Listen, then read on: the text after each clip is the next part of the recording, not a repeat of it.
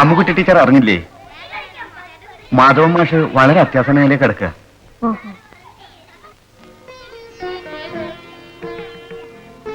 ആർക്കാ അസുഖം? അത് എന്റെ അമ്മാവൻ. നേരെ അമ്മാവന് പോണ്ടേ? കാശുള്ള അമ്മാവനാണെങ്കിൽ പോണം. മരിക്കുന്നതിന് മുമ്പ് വലിയ വിൽപ്പത്രം എഴുതി വെച്ചിട്ടുണ്ടാവും. ഭാഗ്യം തെളിയുന്ന സമയമാവും ടീച്ചർക്ക്. ഞാൻ തമാശ പറഞ്ഞ ടീച്ചർ. ആര് മരിക്കുന്നത് സങ്കടം തന്നെയാണ്. ടീച്ചർ എപ്പോഴാ പോന്നേ?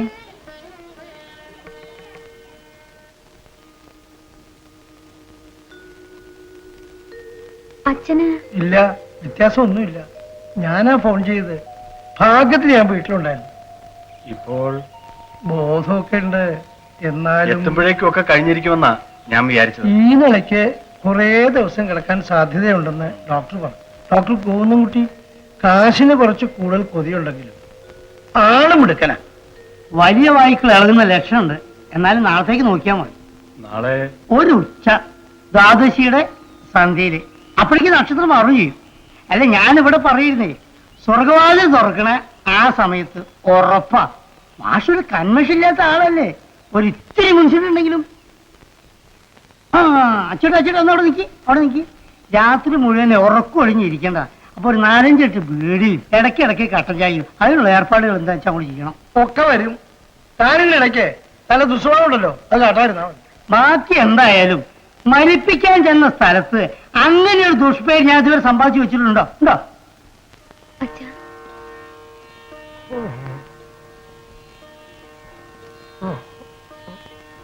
അച്ഛാ, ഞാനാണ് സീതാലക്ഷ്മി. ബോധമുണ്ട്. വിളിച്ചപ്പോ മനസ്സിലായി. സംസാരിക്കാൻ ആവണില്ലെന്നേ ഉള്ളൂ.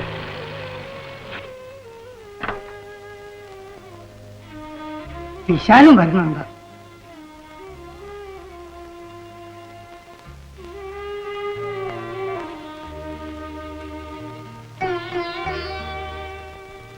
വിളിച്ചാൽ അറിയുന്നുണ്ടോ?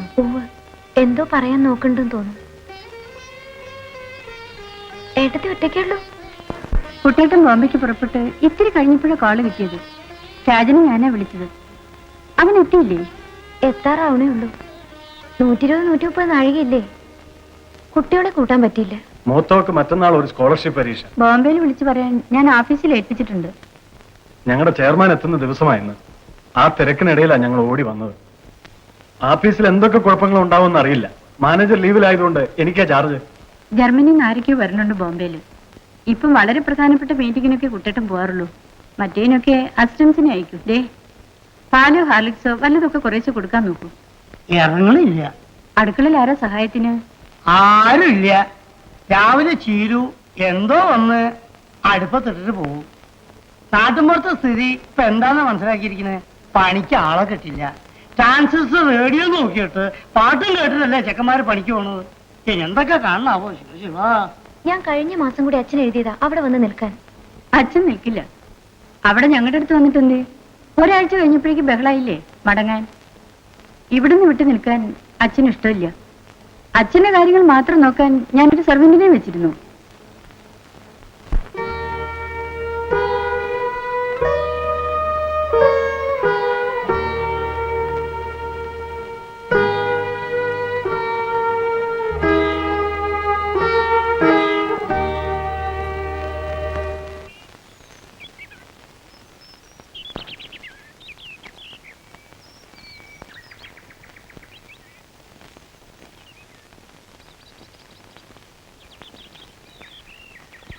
എന്താ കഴിഞ്ഞോ? ഒരു 20 രൂപ ഡോക്ടർ കൊടുക്കാനാ. നാട്ടിൻപുറത്ത് 20 വേണോ? നമ്മുടെ ടൗണില് ഒന്ന് വേഗം തരൂ. അച്ഛൻ കിടപ്പിലായപ്പോ ചെലവ് മുഴുവൻ താനാ ചെയ്തെന്ന് കൊട്ടി കോഴിക്കാൻ എടുത്തി. അതിനെ ഇട കൊടുക്കണ്ട. കൊടുക്കുന്ന കൊടുത്തോട്ടെന്നേ. ഒന്ന് വേഗം തരുന്നുണ്ടോ?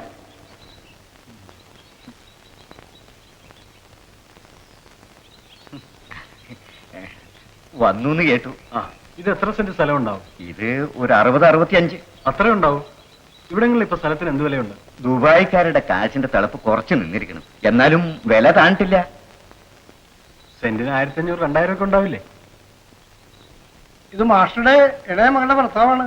ഓ, കണ്ടീഷൻ എങ്ങനെയുണ്ട് ഡോക്ടർ? ഒരു ടെമ്പററി കോമയാണ്. കുറച്ചു ദിവസം കിടക്കും, ചേഞ്ച് ഇല്ലാതെ. എന്ത് കോമ? ഇത് കോമയും കെട്ടുവള്ളിയൊന്നല്ല, ബുദ്ധൻ ചിഹ്നൻ, രണ്ടു വായിക്കൊള്ളാം. അത് ഇളകാൻ പോകുന്നതിന് മുമ്പ് ഇങ്ങനെയൊക്കെ ഉണ്ടാവും. ഇത് ഞാനെത്ര കണ്ടതാ. അധിക ദിവസം ഇങ്ങനെ കിടന്നാൽ ഇവനൊക്കെ എന്തെങ്കിലും അറിയോ? ഒരു കുഴലും നോക്കിയിട്ട് അങ്ങനെ നടക്കും. രാത്രി മാറ്റൊന്നും ഉണ്ടാവില്ല, രാവിലെ ഉറപ്പാണ്, ഉച്ച വരെ എത്തില്ല. നാളെ വൈകുന്നേരത്തേക്കെങ്കിലും ജോലി സ്ഥലത്ത് എത്തിയില്ലെങ്കിൽ ആകെ. കുട്ടിനാരായണം പറഞ്ഞാൽ പിഴക്കില്ല. അച്ചോട്ടോ, ആ വെട്ടിക്കൂട്ടാനുള്ള ആളുകളെയൊക്കെ നേരത്തെ തന്നെ കണ്ടിട്ട് അവിടെ നിശ്ചയിച്ചോളൂ. ഉരുണ്യമ്മാവ് വെട്ടണോ അതോ വടക്കടുത്ത് പുളിയം വെട്ടണോ? അതിപ്പോ രാജു വന്നിട്ട് നിശ്ചയിച്ചോട്ടെ. രാജനും കുട്ടികളും വന്നാൽ അടുക്കളത്തെ കാര്യത്തിനാ കുഴപ്പം. എന്റെ വീട്ടിലും ആളില്ല. നാരായണിക്കാണെങ്കിൽ തീരെ സുഖമില്ലാതെ കിടപ്പാ. എന്ന് തുടങ്ങി വെച്ചോട്ടാ? താനീ യമദൂതനെ പോലെ എന്റെ വീട്ടുപടക്കെ ചുറ്റിപ്പറ്റി നടക്കാൻ നോക്കണ്ട. എന്റെ ഭാര്യയ്ക്ക് ഭരിക്കാൻ മാത്രം പ്രായമൊന്നും ആയിട്ടില്ല. വെച്ചതൊക്കെ തികയാവോ? പേടിക്കണ്ട, എന്റെ അവിടുന്ന് പകർച്ച കൊണ്ടുവരും. അതിനൊക്കത്തുള്ള നമ്മളൊക്കെ എന്തിനാ? അതെ അതെ.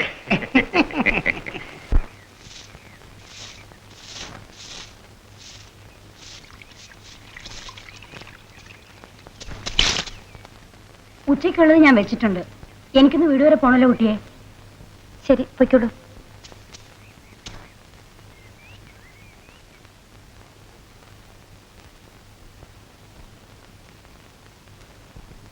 എന്താ എടുത്തേക്ക് വയ്യേ? ഒരു തലവേദന രാവിലെ തൊട്ട് തുടങ്ങിയതാ. മനസ്സിൽ സങ്കടം കിടന്ന എടുത്തേക്ക് മുമ്പ് ഉണ്ടാവാറുണ്ട് ഈ തലവേദന. അച്ഛന്റെ കാര്യം എന്തോ. പപ്പേട്ടിന് നാളെ വൈകുന്നേരം എത്താതെ വയ്യ. പത്മനാഭൻ പോട്ടെ, അത്യാവശ്യമാണെങ്കിൽ നീ ഇവിടെ ഉണ്ടായാ മതി. അയ്യോ, അവിടെ കുട്ടിയോട് തനിച്ചല്ലേ.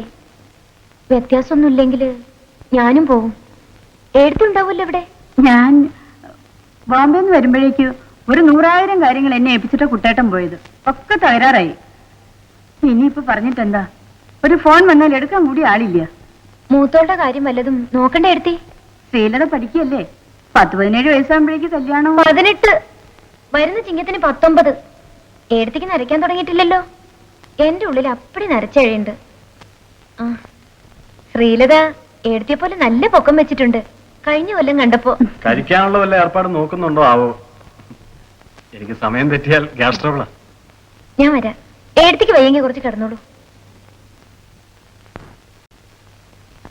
എന്താ വിശാലത്തിന് അസുഖം വല്ലതും? തലവേദന. അതെ, ഞാനൊരു സ്വകാര്യം പറയട്ടെ. ഏടത്തിയുടെ മുടി മുഴുവൻ നരച്ചിരിക്കുക. മുടി കറുപ്പിക്കണ മരം സ്ഥിരമായി തേച്ചാ തലവേദന വിടില്ല. കണ്ടാൽ അറിഞ്ഞൂടെ? രാജൻ വന്നല്ലോ.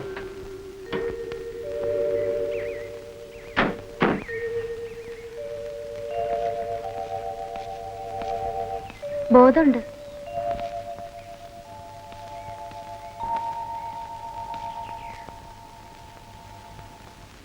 മുത്തച്ഛ മരിച്ചോ? അയ്യോ, മുത്തച്ഛ സുഖമില്ലാതെ കിടക്കുക.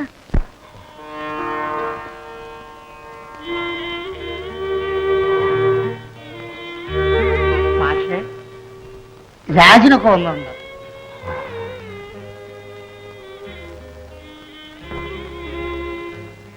ഡോക്ടർമാർ ആരെങ്കിലും നോക്കിയോ? അച്ചോട്ടന്റെ വീട്ടിൽ പറക്കണേ ആ ആളാ വന്നത്. ശ്വാസത്തിൽ ഒരു നേർമയ്ക്കുള്ള മാറ്റമുണ്ട്.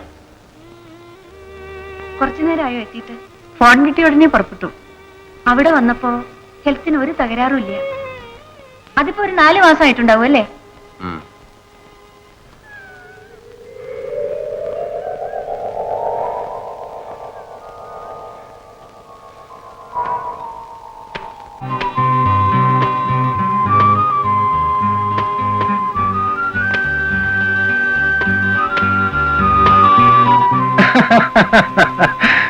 വയസ്സായതുകൊണ്ട് ഞാൻ സ്ലോ ആയെന്ന് കരുതിയോ? എടോ, ഇത് പഴയ മണ്ണാണ്. കേട്ടടി.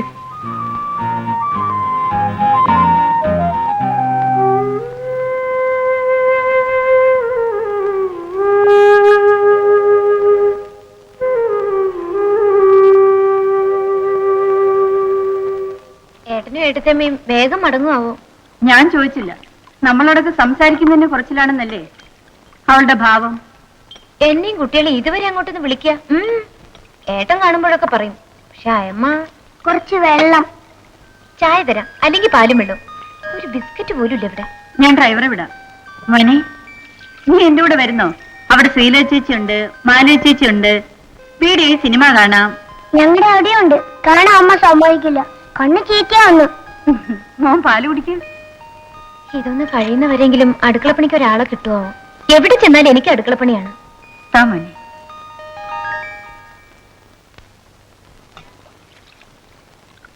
എഴുത്തിയമ്മയുടെ ചെയിനിലെ വെള്ളക്കല്ല് നോക്കിയോ? ഡയമണ്ടാ. ഞാൻ നോക്കിയില്ല. ഞാൻ ജൂൽസ് ഒന്നും ഇപ്പൊ പുറത്തെടുക്കാറില്ല.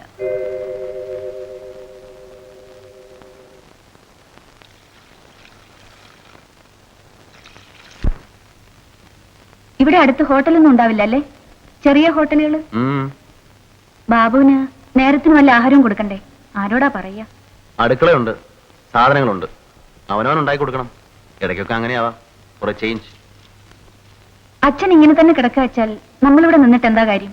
നഴ്സിംഗ് അറിയാവുന്ന ആരെങ്കിലും നിർത്തിയാ പോരെ?